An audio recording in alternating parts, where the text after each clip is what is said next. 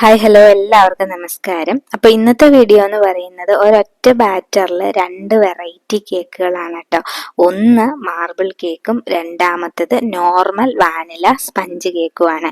അപ്പോൾ മാർബിൾ കേക്കിന്റെ original recipe ഇങ്ങനെയല്ല, പക്ഷെ ഞാനിത് കാണിക്കുന്നത് എൻ്റെ മോൾക്ക് വേണ്ടിയിട്ട് ഞാനത് മാർബിൾ കേക്കായിട്ട് മാറ്റിയതാണ്. ആക്ച്വലി ഇത് 1 കിലോയുടെ സാധാരണ സ്പഞ്ച് ഉണ്ടാക്കാനുള്ള ബാറ്ററാണ്. പക്ഷെ ഈ ഒരു ബാറ്റർ വെച്ചിട്ട് നമുക്ക് ചോക്ലേറ്റ് അതിലോട്ട് മിക്സ് ചെയ്തിട്ട് നമുക്കത് ചോക്ലേറ്റും കൂടെ മിക്സ് ചെയ്ത് മാർബിൾ കേക്ക് പോലെ ഉണ്ടാക്കിയെടുക്കാനായിട്ട് പറ്റും. അപ്പം അങ്ങനെ ഫ്ലോപ്പ് ആകില്ല എന്ന് കാണിക്കാൻ വേണ്ടിയിട്ടാണ് ഈ ഒരു റെസിപ്പി ഞാൻ ഷെയർ ചെയ്യുന്നത്. നിങ്ങൾക്ക് മാർബിൾ കേക്ക് വേണ്ട എന്നുണ്ടെന്നുണ്ടെങ്കിൽ ഇത് 1 കിലോയുടെ പെർഫെക്റ്റ് ആയിട്ടുള്ള ഒരു സ്പഞ്ച്, അതായത് വൈറ്റ് ഫോറസ്റ്റിനും മറ്റ് വൈറ്റ് സ്പഞ്ച് ഉപയോഗിച്ചിട്ടുള്ള ഏത് കേക്കുകൾക്കും യൂസ് ചെയ്യാൻ പറ്റുന്ന ഒരിക്കലും ഫെയിൽ ആവാത്ത ഒരു റെസിപ്പിയാണ് ഞാൻ ഇവിടെ കാണിക്കാൻ പോകുന്നത്. ടേസ്റ്റ് വൈസ് ആണെങ്കിൽ വളരെ സൂപ്പർബായിട്ടുള്ള ടേസ്റ്റാണ്. അപ്പോൾ മസ്റ്റ് ട്രൈ ആണ്. നിങ്ങൾ എന്തായാലും ട്രൈ ചെയ്ത് നോക്കുക. ട്രൈ ചെയ്ത് നോക്കിയിട്ട് നിങ്ങളുടെ ഫീഡ്ബാക്ക്സ് അറിയിക്കുക കേട്ടോ. അപ്പോൾ കേക്കിലൂടെ നിങ്ങൾക്ക് അറിയാലോ, ഒരുപാട് വീട്ടമ്മമാർ കേക്കിലൂടെ ഏൺ ചെയ്യുന്നുണ്ട്. അപ്പോൾ പുതുതായിട്ട് ഇതുപോലെ തന്നെ കേക്കിലൂടെ എന്തെങ്കിലുമൊക്കെ ഏൺ ചെയ്യണം എന്ന ആഗ്രഹമുള്ളവർക്ക് അതിൻ്റെ ബേസ് എന്ന് പറയുന്നത് സ്പഞ്ചാണ്. ആദ്യം നമ്മൾ തുടങ്ങേണ്ടത് വാനില സ്പഞ്ചിൽ നിന്നാണ് തുടങ്ങേണ്ടത്. അതായത് വൈറ്റ് കളറിലുള്ള ബേസിക് സ്പോഞ്ച് കേക്ക് നമ്മൾ ഉണ്ടാക്കാനായിട്ട് പഠിക്കണം. അപ്പോൾ അതിൽ നിന്ന് നമുക്ക് തുടങ്ങാം.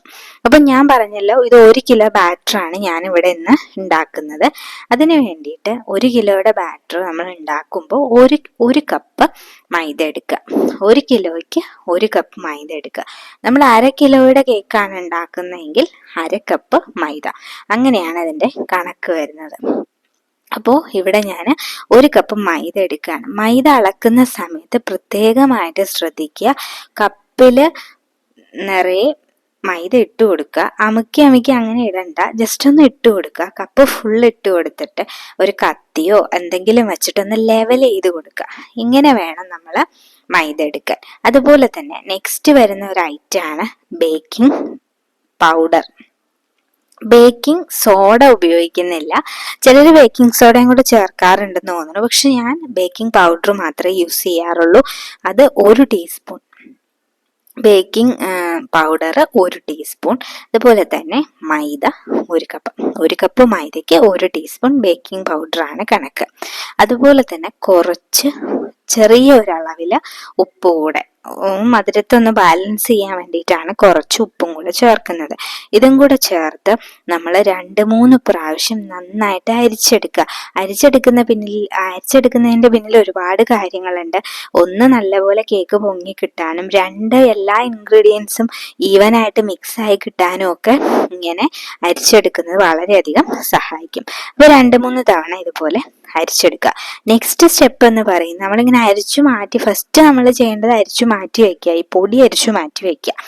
ഇത് നമുക്ക് എപ്പോഴും ഇങ്ങനെ അരിച്ചു മാറ്റി ഓൾറെഡി നമുക്ക് ഇങ്ങനെ എടുത്ത് വെക്കുകയാണ്. നമുക്ക് കേക്ക് ഉണ്ടാക്കുന്ന ടൈമിൽ ഈ ഒരു സ്റ്റെപ്പ് നമുക്ക് ഒഴിവാക്കാം. ഇനി നെക്സ്റ്റ് നമുക്ക് ആവശ്യം ഏത് ട്രേ ആണോ, കേക്ക് ടിന്നിലാണോ ബേക്ക് ചെയ്യുന്നത്, അതിൽ ബട്ടർ പേപ്പർ ലൈൻ ചെയ്ത് കൊടുക്കുക എന്നുള്ളതാണ്. അപ്പം ഞാൻ 2 ആയിട്ടാണ് ബേക്ക് ചെയ്യുന്നത്. ഞാൻ പറഞ്ഞല്ലോ, 1/2 കിലോയുടെ 2 കേക്കാണ് ഞാൻ ചെയ്യുന്നത്.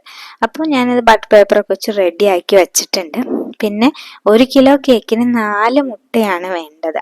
അപ്പോൾ എഗ്ഗിൻ്റെ സൈസ് അനുസരിച്ച് വേരി ചെയ്യും. അതായത് ഒരു ചെറിയ സൈസ് എഗ്ഗ് ആണെന്നുണ്ടെങ്കിൽ ഒരു 5 എണ്ണം ഒക്കെ എടുക്കാം.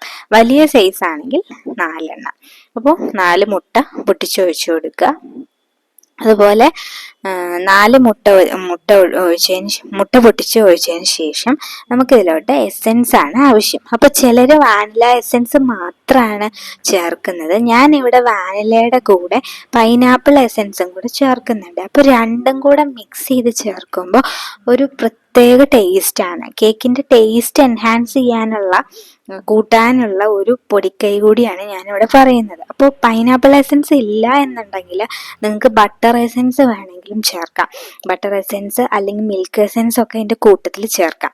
എനിക്കിവിടെ ഒരു പ്രശ്നം പറ്റി.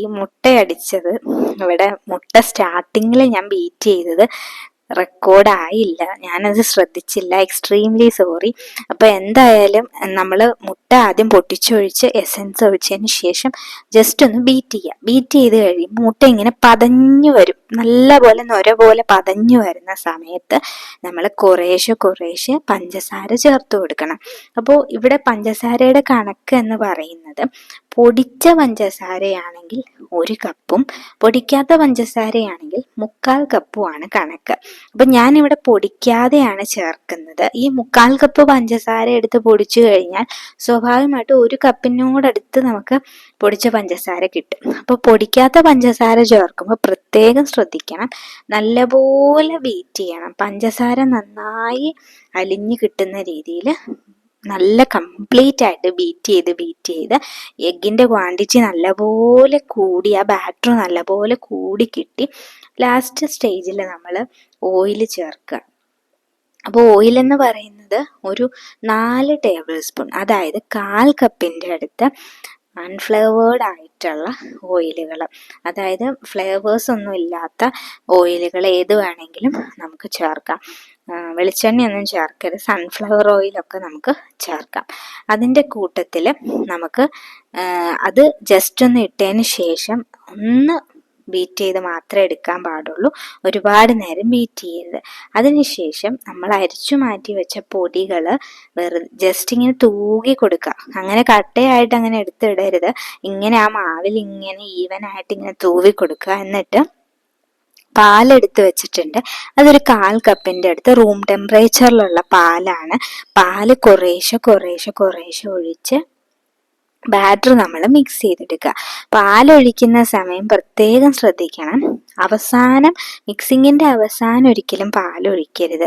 കാരണം അങ്ങനെ ഒരുപാട് തവണ എനിക്ക് പറ്റിയിട്ടുള്ളതാണ്. ഞാൻ പാല് ഇങ്ങനെ കുറേശ്ശെ ഒഴിച്ച് ലാസ്റ്റ് ഞാൻ പൊടി ഇട്ടിട്ട് ലാസ്റ്റത്തെ ബാച്ച് പൊടിയിടും, അതിനുശേഷം പാലൊഴിച്ച് അങ്ങനെ ഒരുപാട് തവണ മിക്സിങ് കറക്റ്റ് ആവാതെ പാൽ അവിടെ ഇങ്ങനെ തങ്ങി നിന്ന് കേക്ക് ഫ്ലോപ്പായി പോയിട്ടുണ്ട്. അപ്പം അതുകൊണ്ട് നമ്മൾ പാല് ഒഴിച്ച് നല്ലപോലെ മിക്സിങ് കഴിഞ്ഞ് ലാസ്റ്റ് കുറച്ച് പൊടിയും കൂടെ ഇട്ടിട്ട് മിക്സ് ചെയ്യണം. നമ്മൾ അരിച്ചു മാറ്റി വെച്ച പൊടി തന്നെ ലാസ്റ്റ് കുറച്ച് പൊടിയും കൂടെ ഇട്ടിട്ട് നമ്മൾ മിക്സ് ചെയ്യണം.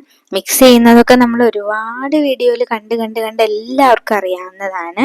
മിക്സിങ് എന്ന് പറയുന്നത് എപ്പോഴും കുത്തിയിട്ട് ഇളക്കാതെ കട്ട് ആൻഡ് ഫോൾഡ് മെത്തേഡിലോ, കട്ട് ആൻഡ് ഫോൾഡ് ഇല്ലാന്നില്ലെങ്കിലും കുഴപ്പമില്ല, ഞാൻ അങ്ങനെ കട്ട് ആൻഡ് ഫോൾഡ് മെത്തേഡ് ഒന്നുമല്ല, ജസ്റ്റ് ഇങ്ങനെ റൊട്ടേറ്റ് ചെയ്ത് പതിയെ, അതായത് ഇതിൻ്റെ ഉദ്ദേശം ഇത്രയേ ഉള്ളൂ, പൊങ്ങി വന്ന ബാറ്റർ ഒരിക്കൽ നമ്മൾ അടിച്ച് മുട്ടയൊക്കെ ഒന്ന് പതഞ്ഞ് നല്ലപോലെ കിട്ടിയത് ഇങ്ങനെ കുത്തി ഇളക്കുമ്പോൾ അത് അതിൻ്റെ ആ ബാറ്റർ അങ്ങോട്ട് കുറയും, അതായത് ആ ഏരിയേഷനൊക്കെ അങ്ങോട്ട് കുറയും. അപ്പം അതാണ് ഉദ്ദേശിക്കുന്നത്.